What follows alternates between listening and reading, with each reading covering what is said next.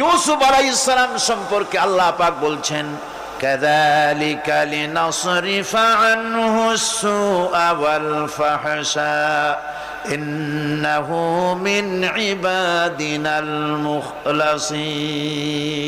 এরূপই ঘটলো যাতে আমি ইউসুফ আলাইহিস সালামকে, আমার বান্দা, তাকে আমি নির্লজ্জতা ইত্যাদি থেকে আমি রক্ষা করেছি। নিশ্চয়ই হযরত ইউসুফ ছিল আল্লাহ পাকের বান্দা, আল্লাহ পাকের আব্দ।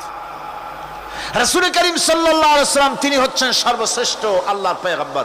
তার থেকে শ্রেষ্ঠ নবী আর কি কেউ আছে? জোরে বলেন, আছে? সেই নবীকে আল্লাহ রাব্বুল আলামিন কোরআনে কারীমের ভিতরে তাকে আব্দ বলেছেন। আওহা ইলা আবদিহি মা আওহা।